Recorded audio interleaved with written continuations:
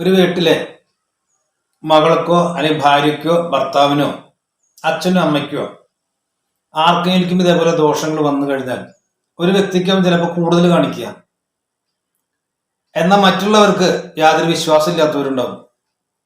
അപ്പൊ ഈ അനുഭവിക്കുന്ന ആൾ അനുഭവിച്ചുകൊണ്ടിരിക്കുന്നേ ആൾ എന്ത് പറഞ്ഞാലും മറ്റുള്ളവർ അത് അംഗീകരിക്കില്ല. നിങ്ങളെ തോന്നലാന്ന് പറയും, അല്ലെങ്കിൽ അന്ധവിശ്വാസം എന്ന് പറയും. അന്ധവിശ്വാസം കൊണ്ടാണ് നിങ്ങൾക്ക് തോന്നുക, അല്ലെങ്കിൽ മാനസിക രോഗമാണ് ഇങ്ങനെ പറഞ്ഞിട്ട് അദ്ദേഹത്തിന് ഒതുക്കും. മറ്റുള്ളവർക്ക് അറിയില്ല. എന്നാൽ അങ്ങനെ നിങ്ങൾക്കുണ്ട്, ഞങ്ങൾക്കും വരണ്ടേ, എന്താ ഞങ്ങൾക്ക് വരാത്തതെന്ന് അവര് ബാധിക്കുക. അപ്പോ എന്താ ചെയ്യുക, അദ്ദേഹത്തിന്റെ ഗതികേട്. എന്നാലും വിശ്വാസമുള്ളവരാണ് വെച്ചെങ്കിൽ ഇദ്ദേഹത്തിനും കൊണ്ട് ഓരോരുത്തർ കയറി ഇറങ്ങാൻ തുടങ്ങും. ഞാൻ നേരത്തെ പറഞ്ഞ പോലെ തന്നെ ഒരു ആവശ്യത്തിന് വേണ്ടി പല ക്ഷേത്രത്തിലും പല കർമ്മങ്ങളും നടക്കുമ്പോൾ എത്രയും പൈസകൾ ചെലവാക്കിയിട്ട് കാര്യങ്ങൾ നടക്കാതിരിക്കുമ്പോൾ ഇവർക്ക് അതിനോടുള്ള താല്പര്യം കുറയും. ഒന്നാമത്തെ വിശ്വാസം ഇല്ല, ഇദ്ദേഹത്തിന് മാനസിക രോഗമാണ്, തോന്നലാണെന്നൊക്കെ പറഞ്ഞിട്ടാവും വീട്ടിൽ സൗകര്യം കൊടുക്കില്ല. ഉള്ള കാശൊക്കെ ഓരോരുത്തർക്ക് കൊടുത്തതിന് ശേഷം വീണ്ടും ഇതുമാതിരി വരുമ്പോൾ പറയും അടക്കെടുന്ന് ചത്തോട്ടെ, എന്നാലും ഞങ്ങൾ വീട്ടിൽ കൊണ്ടുപോകില്ല, ഇത് ഇയാൾക്ക് തന്നെ പണിയുള്ളോ എന്നുള്ളത് ഒരു വിലയിരുത്തല വരിക. അപ്പൊ ആ കർമ്മങ്ങൾ ചെയ്യുമ്പോ ചില മൂർത്തികളുടെ ഉപദ്രവങ്ങൾ വന്നു കഴിഞ്ഞാല് ഇപ്പൊ പ്രേതദോഷങ്ങൾ ഉണ്ടാകാം, മറ്റ് ശത്രുദോഷങ്ങളുടെ മൂർത്തി അവരുടെ ഉണ്ടാകാം, ചാത്തന്റെയോ ചൊവ്വയുടെയോ കാളിയുടെയോ കരിങ്കുട്ടിയുടെയോ ഉളികിന്റെയോ മറ്റ് ദുരിതമായിരിക്കുന്നതായ ഏതൊരു മൂർത്തികളുടെയോ ദോഷങ്ങൾ വരാം.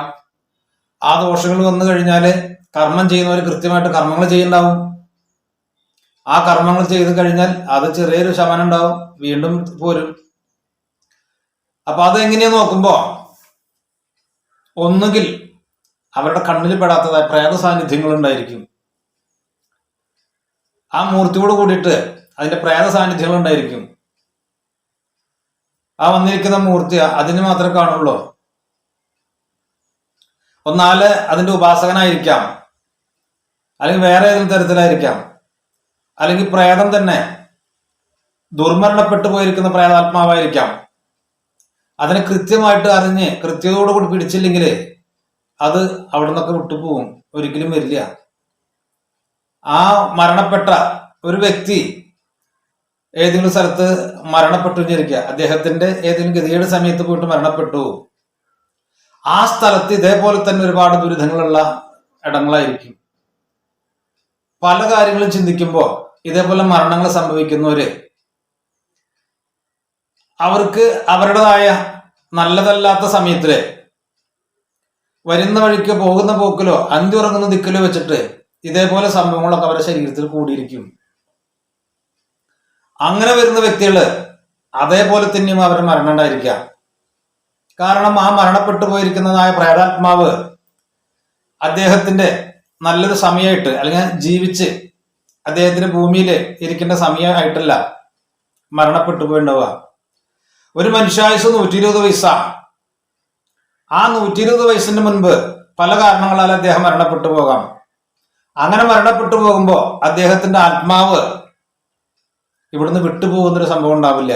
ഒന്നുകിൽ അതിന്റെ ആത്മാവിനെ മോക്ഷം കിട്ടുന്നതായ കർമ്മങ്ങള് അതിന്റെ ബന്ധുമിത്രാദികൾ ചിലപ്പോൾ ചെയ്യണ്ടാവില്ല. ഞാൻ പറഞ്ഞ നേരത്തെ വിശ്വാസം ഇല്ലാത്തൊരു കാലഘട്ടം കൂടി ഉണ്ട്. നമ്മളും എന്തും ആചരിച്ചു വന്നിരുന്നത് അറിഞ്ഞു വന്നിരുന്നത് അത് ചെയ്യുക, അത് മറ്റൊരാൾക്ക് ദോഷമില്ലാത്ത തരത്തിലാണോ. ഒരു ഹിന്ദു ആണോ, ആ ഹിന്ദു തന്നെ മറ്റൊരു ഹിന്ദുവിനെ ദുരിതം ഉണ്ടാക്കുന്ന തരത്തിലുള്ളതായ പ്രവൃത്തികളോ പെരുമാറ്റങ്ങളോ ഉണ്ടാവാൻ പാടില്ല. ഒരു കാര്യസാധ്യത്തിന്റെ പേരില് അവൻ, എല്ലാവരും മനുഷ്യന്മാർ തന്നെയാണ്, പല മതങ്ങളുണ്ട്. എന്റെ ആചാരം മറ്റൊരാൾക്ക് ബുദ്ധിമുട്ടുണ്ടാക്കാൻ പാടില്ല, മറ്റു വ്യക്തിക്ക് ഉണ്ടാകാൻ പാടില്ല. അവൻ വന്നത് കൊണ്ടാണ്, അല്ലെങ്കിൽ അവൻ നോക്കിയത് കൊണ്ടാണ്, ഇന്ന് ഷർട്ട് ഇട്ടത് കൊണ്ടാണ്, ഇന്ന് വെള്ളിയാഴ്ച ആയതുകൊണ്ടാണ്, അല്ലെങ്കിൽ കുളിക്കാണ്ട് അങ്ങോട്ട് നോക്കി ചിരിച്ചാപ്പോ അങ്ങനായി, അങ്ങനൊക്കെയുള്ള അന്ധവിശ്വാസം മാത്രം പറഞ്ഞ് പരുത്തുന്നത് കൊണ്ടാണ് പല ദുരിതങ്ങളും അതിലേക്ക് ശ്രദ്ധപ്പെടാത്തതും ആളുകൾക്ക് ഇതിനോട് വിശ്വാസം ഇല്ലാണ്ട് വരുന്നതും. എന്തും ആവശ്യത്തിനാകാം, അധികമായ അമൃതം വിഷം എന്ന് പറഞ്ഞ പോലെ തന്നെ ആവശ്യത്തിനുള്ള വിശ്വാസമാകാം, അതിലെല്ലാവരും സഹകരിക്കും. അത് അന്ധമായിട്ടുള്ള വിശ്വാസം ശാസ്ത്രം ഉണ്ട്, ആ ശാസ്ത്രത്തിന് ഉതകുന്ന തരത്തിലെ വിശ്വാസത്തിന്റെ ഒരു നില കൊണ്ടുപോകാൻ പറ്റുള്ളൂ. ആ ശാസ്ത്രത്തിന് വിപരീതമായിട്ട്, കാരണം അവിടെ തെളിയിക്കും ഇന്നത് കൊണ്ടാണ് ഈ സംഭവം ഉണ്ടായിട്ടുള്ളത് എന്ന് തെളിയിക്കാനുള്ള സാഹചര്യങ്ങളുണ്ട്. അതല്ല, ഇങ്ങനെയായിരുന്നു, അത് ഒരുത്തൻ നോക്കിയപ്പോഴാണ് ഭൂമി ഉണ്ടായിട്ടുള്ളത്, അവ ഇങ്ങനെ നോക്കിയപ്പോഴാണ് അത് ഉണ്ടായിട്ടുള്ളത്, അല്ലെങ്കിൽ ഇങ്ങനെ ചെയ്തില്ലെങ്കിൽ പ്രേതങ്ങളൊന്നും ഗതി കിട്ടില്ല, മരണപ്പെട്ടു പോയി, അവൻ പോയി. അവന്റെ ദുരിതങ്ങൾ ബന്ധുമിത്രാദികൾക്ക് ഉപദ്രവിക്കാതിരിക്കണമെങ്കിൽ അതിന് അവരുടെ തലമുറകൾ ചെയ്തു വരുന്നതായ കർമ്മക്രിയകളുണ്ട്, അത് ചെയ്യാം. ഒരു വ്യക്തി ദുരിതമരണം അടഞ്ഞു, ഞാൻ നേരത്തെ പറഞ്ഞു, ആ ദുരിതമരണം ഉണ്ടായി കഴിഞ്ഞാൽ അദ്ദേഹം മരണപ്പെട്ടു പോയ സ്ഥലത്ത് ഇതുപോലെ ഒരുപാട് പ്രേതങ്ങൾ ഉണ്ടായിരിക്കാം. ആ പ്രേതങ്ങളെല്ലാം കൂടി ഒന്നു ചേരുന്നൊരവസ്ഥയിരിക്കും. അപ്പൊ അതിൽ ആരാണോ ഭയങ്കര ഭീകരനായിട്ടിരിക്കുന്നത് അവരുടെ ലീഡിങ്ങിലാണ് എല്ലായിടത്തും നടക്കുക. അങ്ങനെ സമ്പ്രദായം ഉണ്ട്. അപ്പൊ ഒരാൾ പേടിച്ചു, ആ പേടിച്ചു വന്ന് അദ്ദേഹം പിച്ചും പായും പറയാൻ തുടങ്ങി, അതേപോലെ തന്നെ ഓടിയിടാൻ തുടങ്ങി. അപ്പോഴേക്കും വീട്ടുകാർ കയ്യും കാലും കെട്ടിയിടുന്ന അവസ്ഥയിൽ, അല്ലെങ്കിൽ അവരെ തല്ലി തന്നോറാക്കും, അത് വീടൊക്കെ അടിച്ചു പൊളിക്കും. അങ്ങനെ വന്നിട്ട് അതിനെ നോക്കി അറിയുമ്പോഴാണ് ഒരുപാട് പ്രേതങ്ങള് ഇതോട് കൂടിയിട്ട് ഇവിടെ വന്നിട്ടുണ്ട്. അത് ഇവിടുത്തെ ദൈവങ്ങൾക്കും പറ്റുന്നില്ല, എല്ലാം പ്രശ്നങ്ങളായിട്ടിരിക്കുന്നത് എന്ന് പറയുമ്പോ അതിന് ഉതകുന്ന തരത്തിലുള്ള കർമ്മങ്ങൾ ചെയ്ത് ആ പ്രേതാദികളൊക്കെ മാറ്റുമ്പോഴാണ് ഇദ്ദേഹം ഫ്രീ ആവുക. അപ്പൊ അത് എന്തുകൊണ്ടാന്ന് ചോദിച്ചാൽ ഞാൻ പറഞ്ഞു, മരണപ്പെട്ടു ഇരിക്കുന്നതായ ആ പ്രേതാത്മാക്കൾക്കും ഇതേപോലെ തന്നെ ഇപ്പൊ ഈ ഗുണ്ടകളുടെ ഒക്കെ ഒരു സമ്മേളനം പോലെ അവര് വെളിച്ചത്തേക്ക് വരില്ല, പോലീസിനും കാണാൻ പറ്റില്ല, നാട്ടുകാരും കാണാൻ പറ്റില്ല, അവർ ഒളിവിലായിരിക്കും എപ്പോഴും. അപ്പൊ അതേപോലെ തന്നെ പ്രേത സാന്നിധ്യങ്ങള് എപ്പോഴും അവരങ്ങനെ തങ്ങി നിൽക്കുന്നതായിരിക്കും. അത് ആരുമില്ലാത്ത സമയത്ത് ഒക്കെയാവും അവരുടെ സഞ്ചാരങ്ങൾ ഉണ്ടാവുക. ആ സമയത്ത് വന്ന് പെടുന്നത് ആർക്കാണെങ്കിൽ മിഠായി കിട്ടും. ചിലപ്പോൾ ആ വ്യക്തിയുടെ അവന്റെ ഏതെങ്കിലും ഒരു സമയത്ത് ചിലപ്പോൾ അവൻ അവിടെ നിന്ന് റിലീസ് ആവുന്ന സമയം, അല്ലെങ്കിൽ വിട്ടുപോകേണ്ട സമയം, അല്ലെങ്കിൽ അവന് സുഖമായിട്ട് നടക്കാൻ പറ്റുന്ന അങ്ങനത്തെ ഒരാളാന്ന് വിചാരിക്കുക, ഒന്നിലും ഒതുങ്ങാതെ. അപ്പൊ അത് ആരെങ്കിലും വരുന്ന സമയത്തേക്കും പെട്ടെന്ന് വല്ല നായ കുറച്ചിട്ട് ഓടി വരികയോ, അല്ലെങ്കിൽ വല്ല പട്ട വീഴുകയോ, അല്ലെങ്കിൽ എന്തെങ്കിലും വല്ല ശബ്ദങ്ങൾ അപശബ്ദങ്ങൾ കേൾക്കുക, പെട്ടെന്ന് അവൻ ചിലപ്പോൾ ഇതൊന്നുമല്ല വേറെ ഏതെങ്കിലും ചിന്തയിലായിരിക്കും നടക്കണ്ടാവുക. അപ്പൊ ഇത്തരം സ്ഥലങ്ങളിലൊക്കെ വരുന്ന സമയത്ത് പെട്ടെന്ന് പേടിക്കുന്ന സമയത്ത്, അല്ലെങ്കിൽ വീഴുക അങ്ങനെയൊക്കെ ഉണ്ടായിരിക്കുന്ന സമയത്ത് അവർക്ക് അവരുടെ ശരീരത്തിൽ കയറിക്കൂടും. ഇതിനുള്ള സംഭവം. അങ്ങനെ വന്നു കഴിഞ്ഞാൽ ആ വന്നിരിക്കുന്ന ആളുടെ സൗകര്യം പോലെ പിന്നെ പെരുമാറ്റം ഉണ്ടാവുക. ഇവന്റെ സംസാര രീതിയോ പെരുമാറ്റങ്ങളോ ആണ്. ചിലത് വന്നു കഴിഞ്ഞാൽ അത് ഭക്ഷണം കഴിക്കാന്ന് പറയുന്നത്, ഭക്ഷണം കഴിക്കുക, അവന്റെ ശരീരത്തിൽ കൂടി അവൻ സന്തോഷിക്കുക. ചിലര് ശാരീരികമായിട്ട് ഭാര്യ ഭർത്താക്കന്മാരൊക്കെ ബന്ധപ്പെടുന്ന പോലുള്ള അവസ്ഥയിലാണ്. അങ്ങനെ വരുമ്പോ എന്ന് പറഞ്ഞാൽ ഇണയ്ക്ക് എത്ര ഉപയോഗിച്ചാലും മതിയാവില്ല, അല്ലെങ്കിൽ ഒരുപാട് ആർത്തിയായിട്ട് എന്താ ഇതാണ് ചെയ്യണത് എന്ന് തോന്നും. ചിലവര് അദ്ദേഹത്തിന്റെ ശരീരത്തിൽ കൂടി വളരെ ലൈറ്റായിട്ട് അത് അങ്ങനെ പോകുന്നവരുണ്ട്. ചില സംഭവങ്ങൾ വന്നു കഴിഞ്ഞാൽ മരണപ്പെട്ട് കഴിഞ്ഞാലേ അതിനായിട്ട് പോവുള്ളൂ, അല്ലാണ്ട് എത്ര കർമ്മം ചെയ്താലും വിട്ടുപോകാത്തതുണ്ട്, എത്ര കർമ്മം ചെയ്താലും വിട്ടുപോകില്ല, അങ്ങനെയുള്ളതുണ്ട്. അതും പ്രശ്നമാർഗത്തിൽ തന്നെ പറയുന്നുണ്ട്. അത്തരം ഈ പ്രേതാദികൾ തന്നെ ജ്യോത്സ്യന്മാര് അല്ലെങ്കിൽ കർമ്മികള് തുടരുത്, കാര്യമില്ല, അവരുടെ കർമ്മം ചെയ്താലും വിട്ടുപോകില്ല എന്ന്. അപ്പൊ അങ്ങനെ ഉണ്ടാകും. അപ്പൊ പറഞ്ഞു വന്നത്, ഇപ്പൊ അങ്ങനത്തെ ഒരു കേസല്ല. എങ്കിലും ആ പ്രേതാദികൾക്ക് കർമ്മം ചെയ്തു പ്രതിമയിലേക്ക് ആവാഹിച്ചു. ആ പ്രതിമയിലേക്ക് ആവാഹിച്ചിട്ട് തിരുനാവായിലോ അല്ലെങ്കിൽ അതേപോലെ പുണ്യക്ഷേത്രങ്ങളൊക്കെ കൊണ്ടുപോയി തിലഹോമൻ ക്ഷേത്രപിണ്ഡം സാധിച്ചൊക്കെ ചെയ്തു. തിരിച്ചു വന്ന് 2 ദിവസം കഴിയുമ്പോഴേക്കും വീട്ടിൽ ആദ്യത്തെ പോലെ പ്രശ്നങ്ങളായി. അപ്പൊ എന്തായിരിക്കും?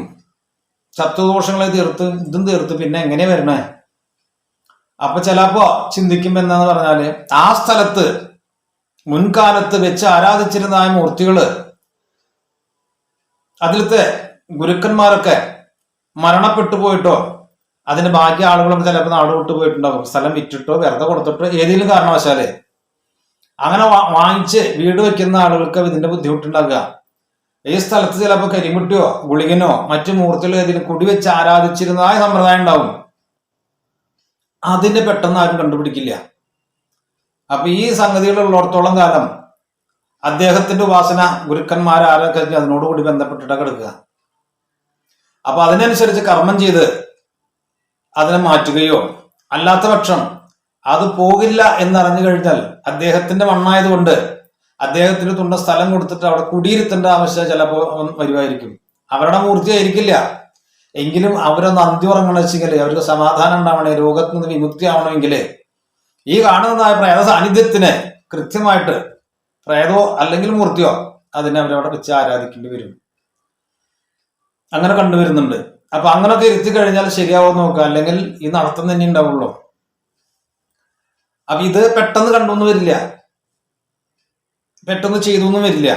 കാരണം കാണുന്ന ദോഷങ്ങൾ അതിനെ തീർക്കണം, പ്രേത ദുരിതങ്ങൾ അതിനെ തീർക്കണം, അതിനെ പ്രതിമയിലേക്ക് ആവാഹിക്കണം. അതേപോലെ തന്നെ ചില രക്ഷസ്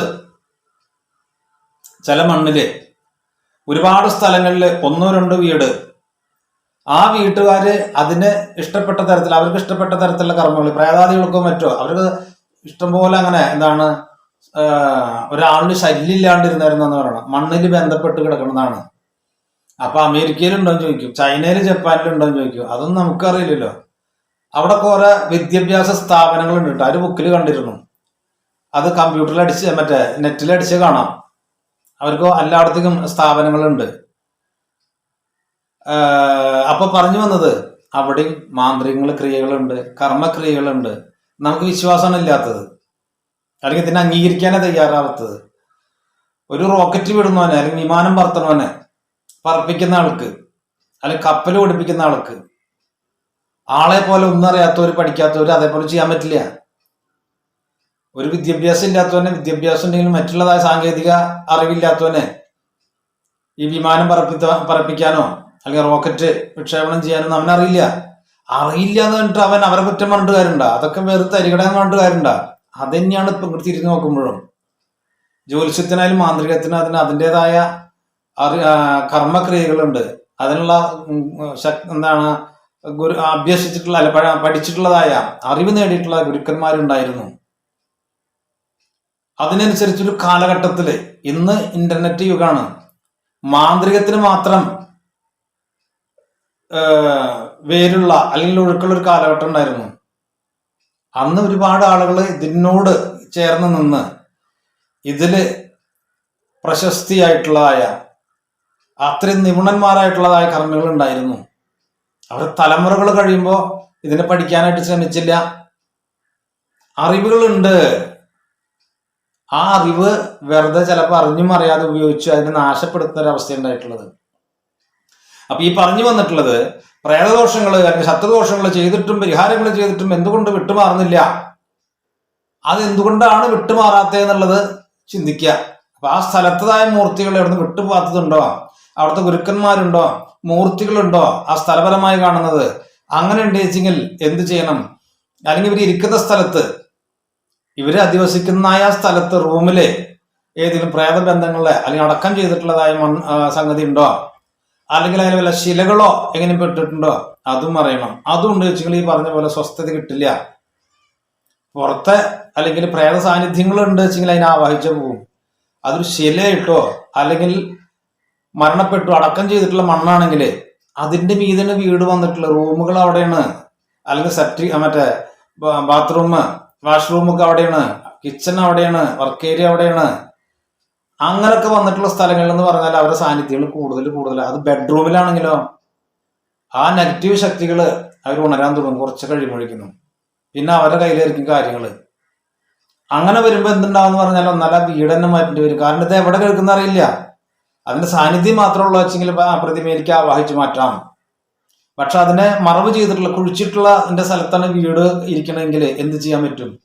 ഒന്നുകിൽ അവിടുത്തെ താമസം മതിയാക്കണം, അല്ലെങ്കിൽ ആ സ്ഥലം ഒഴിവാക്കണം.